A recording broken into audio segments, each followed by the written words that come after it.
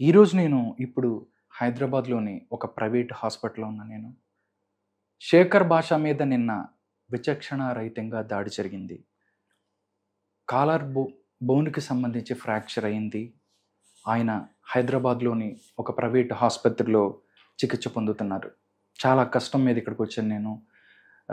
ఎలా ఉంది, ఏంటనేది కూడా బయట తెలియని పరిస్థితి. బట్ ఇక్కడున్న పరిస్థితిని తెలియజేయడానికి నేనిప్పుడు శేఖర్ భాషతో ఉన్నాను. శేఖర్ భాష ఉన్న రూమ్‌లో ఉన్నాను. శేఖర్ భాషని పలకరిద్దాం. హలో శేఖర్. Hi hi. ఎలా ఉంది శేఖర్ ఇప్పుడు? పర్లేదు. పర్లేదు. శేఖర్ నిజంగా అంటే ఒక ఉద్యమం అంటూ వచ్చిన పరిస్థితి అప్పుడు తెలియదా? అప్పుడు అనుకున్నావా ఇలాంటిది కూడా ఫేస్ చేయాల్సి వస్తుంది అని చెప్పి అనుకున్న పరిస్థితి ఉందా? నేను ఉద్యమం లేకపోతే ఉద్యోగం ఏమనుకోలేదు. అనుకోలేదు. ఏదో ఒక సహాయం చేస్తాను. ఎవరైనా నాలా బాధితులు ఉంటే వాళ్ళకి ఏదో చిన్న చిన్న సహాయాలు చేసుకుంటూ ఉన్న టైంలో ఇలాగే రాజస్థాన్ కేసులో కూడా ఇది ఇక్కడ తేడా ఉందని చెప్పి నేను ఇట్లా స్టార్ట్ చేసినప్పుడు అక్కడ వైరల్ అయ్యి ఇంకా అది మీడియా ఉద్యమంగా మారింది. మీడియా చాలా మంది రోజు పిలుస్తూనే ఉన్నారు. నేను 4-5 సార్లు వెళ్తాను. తర్వాత కొత్తగా చెప్పేది ఏం లేకపోతే నేను ఆగిపోతున్నాను. కానీ ఈ కేసులో తొవ్వే కొద్ది నిజాలు బయటపడుతూనే ఉన్నాయి. కొత్తగా ఏవో ట్విస్టులు వస్తూనే ఉన్నాయి. అలా ఫైనల్గా ఇప్పటిదాకా రాజతరుణ్ లావణ్య అనుకున్నది ఇప్పుడు కథ మారి లావణ్య చిన్న అంటే 20 ఏళ్ల వయసున్న ఆడపిల్లలకు కూడా బలవంతంగా డ్రగ్స్ ఎలా అలవాటు చేసి వాళ్ళని బ్లాక్మెయిల్ చేసి వాళ్ళ జీవితాలు ఎలా నాశనం చేసింది అనే విషయం ససాక్ష్యాలతో మనకి ఆ అమ్మాయి విక్టిమే వచ్చి మనకి చెప్పడం చాలా అది విన్న తర్వాత ఇంకా ఐ థింక్ ఇది మీడియా ముందుకు వెళ్ళాలి ఖచ్చితంగా. నేను కాదు వాళ్ళని చూపించాలి అనుకున్నప్పుడు వాళ్ళు జనరల్గా రావడానికి భయపడ్డారు. అందరూ అలా ఉంటారు కదా, బయటకు వెళ్ళి రచ్చ చేసి అరిచేవాళ్ళు ఉంటారు. సో ఆ అమ్మాయి రాకుండా నేను కొంచెం ధైర్యం చెప్పి తీసుకొచ్చాను. కానీ అప్పటికే అమ్మాయి మొహం కనపడకుండా ఇవ్వడానికి వచ్చింది ముందుకి. ఓకే, అంటే నిన్న ఎగ్జాక్ట్ గా ఏం జరిగింది, నిన్న దాడి ఎలా జరిగింది అనేది కూడా అదే ఎప్పుడైతే ఆ అమ్మాయి క్లారిటీ లేని విషయం ఆ అమ్మాయిని ఎప్పుడైతే బయటికి తీసుకొచ్చానో ఇక్కడ కూడా మీకు చూస్తే శేఖర్ చూడండి, ఇక్కడ కూడా తగిలింది. ఒకసారి చూపించండి కెమెరామెన్. ఇక్కడ కూడా దాడి చేసిన పరిస్థితి చేతి మీద. అంటే ఏంటి వాళ్ళు వచ్చింది గూండాలతో వచ్చారు అని చెప్పిన పరిస్థితి. ఎగ్జాక్ట్ గా నేను ఏం జరిగింది సంఘటన అంటే ఏం చెప్తావు శేఖర్?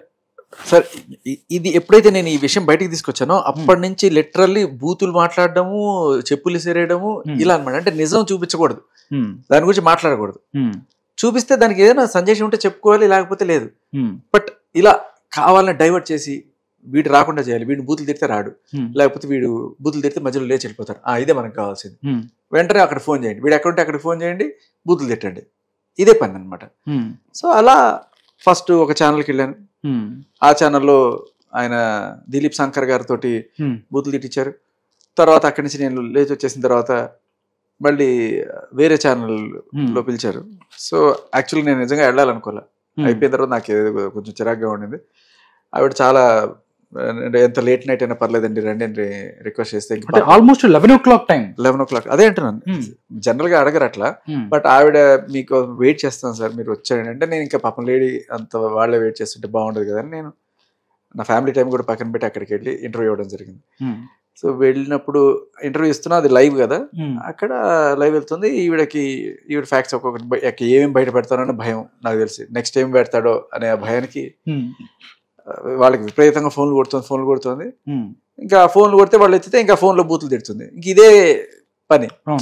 సో నేను ఇలాంటి చిల్లర డ్రామాలకి నేను ఉండనండి, నేను వెళ్ళిపోతాను. లేదని నేను తీసుకొని మీరు ఆవిడ కావాలంటే తర్వాత మాట్లాడిస్తాను, బట్ చెప్పండి అని చెప్పి కూర్చోబెడితే ఇంకా ఆవిడ ఏకంగా వచ్చేసింది స్టూడియోకి వచ్చేసింది.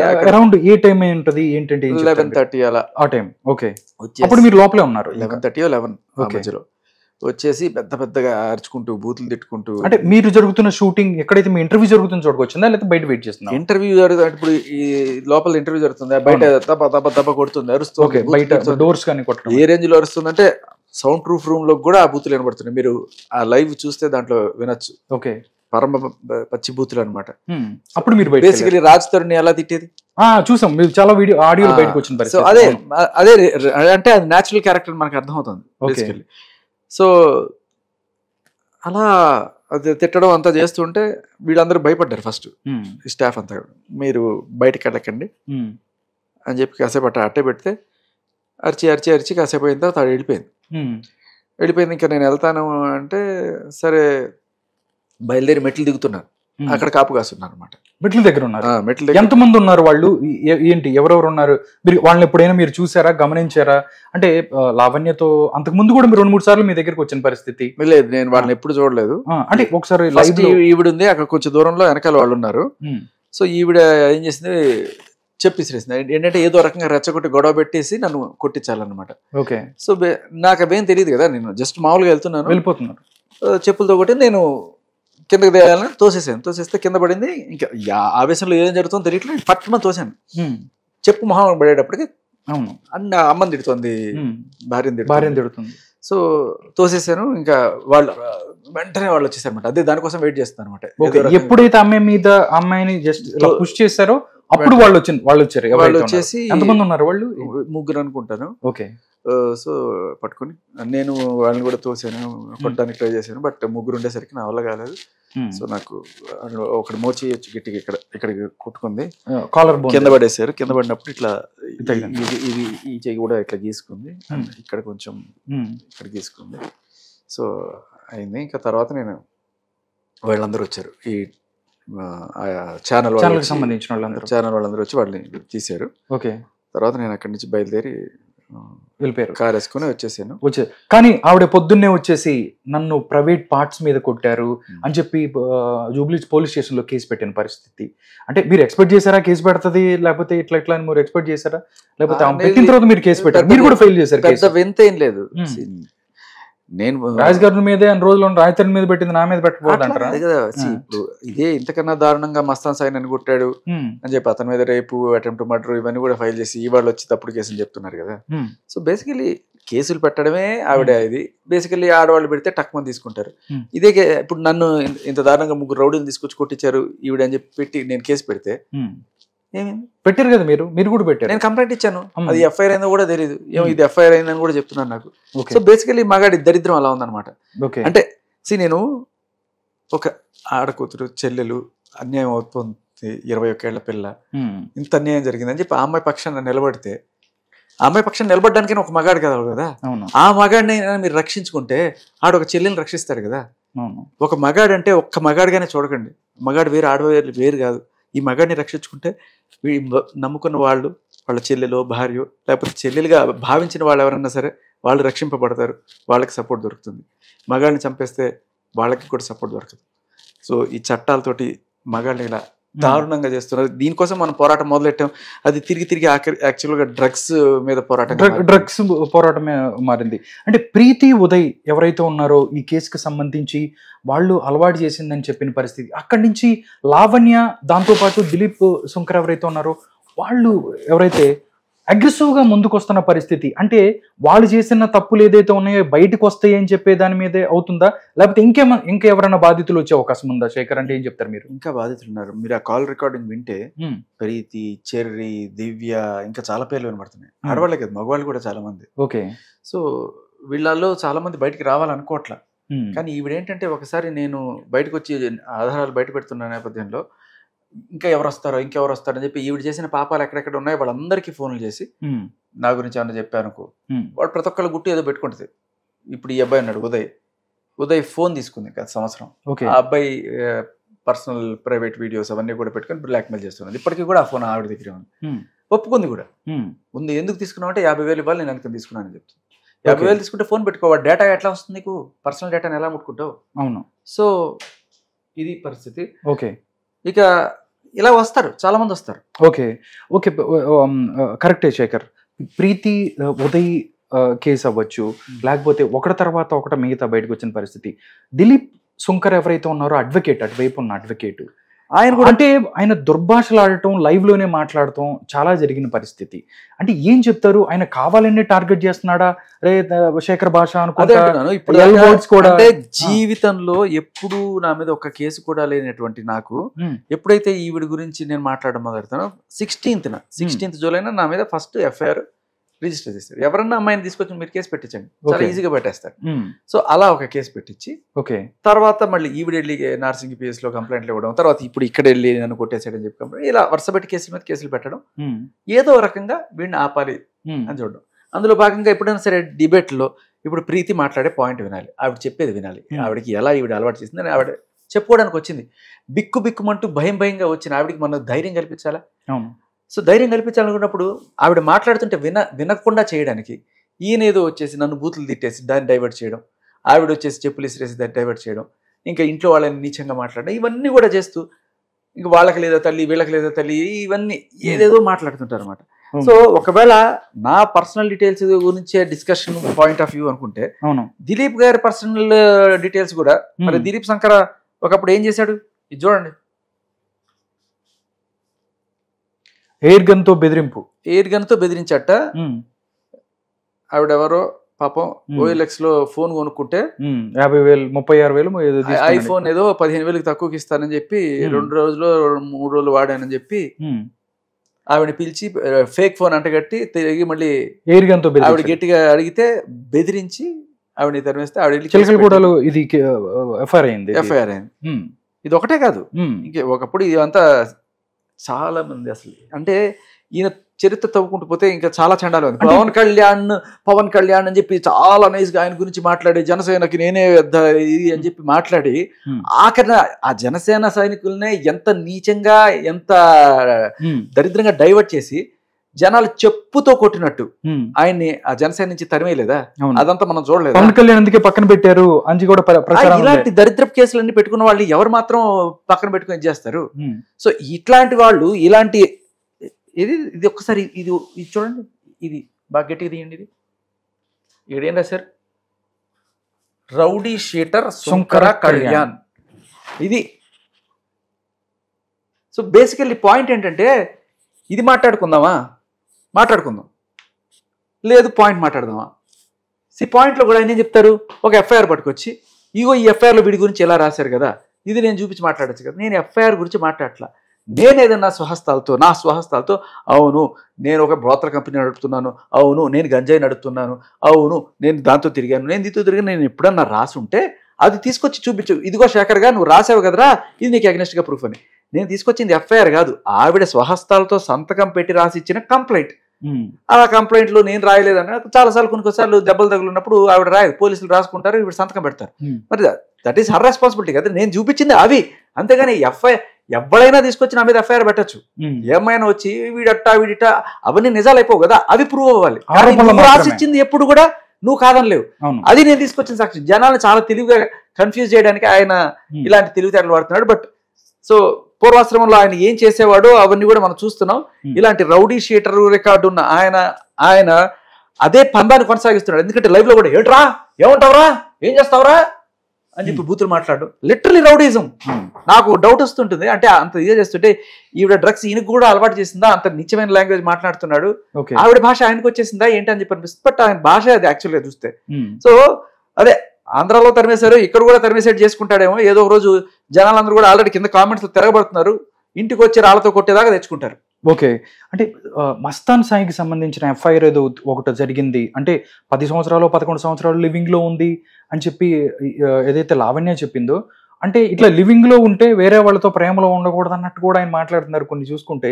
అంటే ఆ ఎఫ్ఐఆర్ పడితే ఈ అమ్మాయి జీవితాన్ని నిర్ణయించేస్తారని కూడా మాట్లాడిన పరిస్థితి. ఎఫ్ఐఆర్ తో ఎవరు నిర్ణయిస్తున్నారండి? ఈ అమ్మాయి మీద ఎవరన్నా కేసు పెట్టారనుకోండి, ఈ అమ్మాయి మీద వేరే కేసు కూడా ఉంది చెప్తున్నా. ఒక అమ్మాయి ఎవరో మస్తాన్ సాయి బయటకి ఎందుకు రావట్లేదు అనేది కూడా జనాల్లో ఒకటి ఉందండి. అదే చెప్తున్నా, బయటకు వచ్చే అవకాశం ఉందంటే ఈ అమ్మాయి మీద ఒక అమ్మాయి కేసు పెట్టింది ఇక్కడ నార్సింగ్ పీస్ లో. నన్ను బ్లాక్ మెయిల్ చేస్తుంది, నా ఫోటోలు, నా ప్రీతి కాదు, ప్రీతి కాకుండా వేరే అయ్యో ప్రీతి ఇప్పుడు పెట్టింది, ఎప్పుడు చాలా రోజుల క్రితమే ఒక అమ్మాయి పెట్టింది. ఆ కేసులో ఒక ఎఫ్ఐఆర్ అయింది, ఆ కేసులో ఆవిడ రాసిన కంప్లైంట్ ఉంది. అది చెప్పి చూపించినప్పుడు లేదు ఈ అమ్మాయి ఫేక్, ఈ అమ్మాయి ఎన్నైనా మాట్లాడు, కానీ నువ్వు రాసిచ్చిన కంప్లైంట్ కదా నేను మాట్లాడేది. నువ్వు నీ మీద 100 మంది కేసులు పెట్టచ్చా, 100 మంది 100 రకాల ఆరోపణలు చేసి దాని గురించి నేను మాట్లాడలే. కానీ నీవు ఒక కంప్లైంట్ నువ్వే రాసినప్పుడు దానికి నువ్వు కట్టుబడి ఉన్నావు కదా, దాని గురించి నేను మాట్లాడుతున్నాను, దాంట్లో నుంచి లాజిక్ మాట్లాడుతాను. జనాలను ఎందుకు కన్ఫ్యూజ్ చేసే ప్రయత్నం చేస్తావు? ఇక మస్తాన్ సాయి అంటావా, మస్తాన్ సాయికి వేరే ఆప్షన్ ఏముంది? ఓకే, ఆయన మీద రేప్ కేసు, ఇప్పుడు నా మీద కేసులు పెట్టినట్టే ఆయన మీద కేసులు పెట్టారు. ఆయన భయపడ్డాడు, నేను భయపడలేదు. నువ్వు పెట్టు, ఎన్ని కేసులు పెట్టి అటెంప్ట్ మర్డర్ పెడతావు పెట్టు, జనాలు అందరూ చూస్తున్నారు, అందరికీ తెలుసు ఎందుకు జరుగుతుందో ఏం జరుగుతుందో. కానీ ఓకే, నువ్వే వచ్చి నువ్వే దాడి చేసి నువ్వే కేసు పెట్టి ఓకే. అంత దారుణంగా దరిద్రంగా ఉంది మగాడి. మనం దీనికోసం పోరాడకపోతే రేపు మీ బతుకు అలాగే అవుతుంది. నేను అదే చెప్తున్నాను, మనకి గట్టిగా పోరాట సాధించుకోవాల్సినది ఉంది. దీంట్లో జస్ట్ ఈ డ్రగ్స్ కూడా కొత్తగా వచ్చింది కాబట్టి ఆ చెల్లెలకి సహాయం చేయాలనే ఉద్దేశంతో నేను అలా ఆ మార్గంలో వెళ్ళినా కూడా నా పాయింట్ ఫైనల్గా ఇదే, మగాడు గట్టిగా నిలబడాలి, మగాడి హక్కుల కోసం పోరాడాలి, సాధించుకోవాలి. ఓకే. రాష్ట్రానికి సంబంధించి కూడా ఫ్యామిలీకి సంబంధించి థ్రెట్ ఉంది కూడా అందరూ మాట్లాడుకుంటున్న పరిస్థితి. శేఖర్ రేపు ఇళ్ల మీదకి వెళ్ళి బాధడం, తలుపులు బాధడం అలవాటు అయిపోయింది. మొన్న రాష్ట్రం ఇంటి మీదకి వెళ్ళి బాధింది, నిన్న ఈ స్టూడియోకి వచ్చి తలుపులు బాధింది. బేసికలీ రోజు ఎవడో ఇంటి మీదకి వెళ్ళి దబా బాధితే 4 బూతులు తిడితే ఆవిడకి ప్రశాంతంగా నిద్ర వస్తుంది. ఓకే, అది ఆవిడ చేసే పని. ఇలాంటి వాళ్ళని అలా జనాల మీదకి వదిలేసి వాళ్ళు చేసే అరాచకాలన్నింటినీ కూడా అదేదో అద్భుతాలు చేస్తున్నట్టుగా మీడియా చిత్రీకరించుకుంటూ వాళ్ళని కూర్చోబెట్టి అమ్మ చెప్పండి మీరు ఏమనుకుంటున్నారు అని చెప్పి చూపించే మీడియాకి నిజంగా ఓకే ఏమన్నా అర్థం కావట్లేదు. ఓకేనండి. అంటే ఎలా ఉండబోతుంది శేఖర్ ఈ రోజు నుంచి? ఇక్కడ కూడా ఆగేటట్టు కనిపించలేదు, అటువైపు నుంచి కూడా ఆగట్లేదు. ఎందుకంటే మీరు కూడా నా వైపు న్యాయం ఉంది కాబట్టి నేను నిజం మాట్లాడాలి. ఇప్పుడు వాళ్ళు ఏం చేస్తున్నారు, ఏదో ఎక్కడో మీటింగ్ పెట్టుకుంటారు, ఎవడన్నా ఎవడు ఉంటాడు కదా వాళ్ళు సరే భజన చేసే బ్యాచ్ ఎవరో ఆ మీడియా వాళ్ళు కూర్చోబెట్టుకుంటారు. కూర్చోబెట్టుకు చెప్పండి శేఖర్ భాష తిట్టాడు, వాడు తిట్టుకుంటూ ఉంటాడు, వాడికి ఇంకా ఏం ఉండదు అనమాట. నేను అలా కాదు కదా, నేను ఒక సాక్ష్యమో లేకపోతే ఒక పాయింటో ఉంటే నేను వచ్చి మాట్లాడతాను, క్లియర్ కట్గా అదే మాట్లాడతాను, దానికి సమాధానం చెప్పమనండి. అంతేగాని నువ్వు మాట్లాడకూడదు, నీకు వాక్ స్వాతంత్రపు హక్కు లేదు, నువ్వు నేను అది కూడా నేను నీలాగా బూతులు తిడుతున్నానా? నేను పాయింట్ మాట్లాడుతున్నాను. చివరిగా శేఖర్ ఏం చెప్పాలనుకుంటున్నావు? అంటే హ్యాపీగా ఏంటి షో చేసుకుంటూ నీ పాటలు, నువ్వు, నీ సాహిత్యం ఏదో అట్లా వెళ్ళుకుంటున్న శేఖర్ ఇన్ని కష్టాలు వచ్చినాయి. ఇంటి వైపు నుంచి ఎలా ఉంటుంది, ఇంట్లో వైపు అంటే ఇంట్లో వాళ్ళని తిడుతున్నారు, భార్యను తిడుతున్నారు, హ్యాపీగా ఎందుకు శేఖర్ నీకు ఇది హ్యాపీగా ఇంట్లో ఎక్కడో ఉండదు, మానేసి ఉండొచ్చు కదా? నేను అడుగుదాం అనుకున్నా ఇప్పుడు, ఎందుకంటే ఎప్పటి నుంచి నాకు 20 years నుంచి తెలుసు, నేను అడుగుదాం ఉన్నా ఎందుకు శేఖర్ నీకు ఇది 20 ఏళ్ళ నుంచి ఒకటే పని చేసి బోర్ కొట్టింది. Point number 1. ఇంకోటి ఏంటంటే బాగా బతికా, నువ్వు చెప్పినట్టు హాయిగా ఆడుతూ పాడుతూ పాటలు అంత బాగుంది, ఎంజాయ్ చేశాను. బట్ లైఫ్ లో నాకు తెలియకుండా మీ వల్లే, మీ మీడియా వాళ్ళే నన్ను పిలిచి ఇంటర్వ్యూలు చేసి నేను సరికొత్త సాక్ష్యాలన్నీ తీసుకొచ్చి నన్ను ఒక ఉద్యమకారుడిగా మీరే మార్చారు. ఏదైనా సరే ఒక మంచి అవకాశం వచ్చింది జీవితంలో ఏమన్నా చేయడానికి. ఎన్నాళ్ళు తింటాం పోతాం, ఏదో ఒక రోజున బతుకుతాం, పిల్లలకి అంటాం, కానీ ఒకటి చేయడానికి వచ్చింది కదా. అది కూడా నేను నిజంగా ఇది దేశ సేవ అని కూడా ఏదో చెప్పట్ల, మనిషికి సేవ.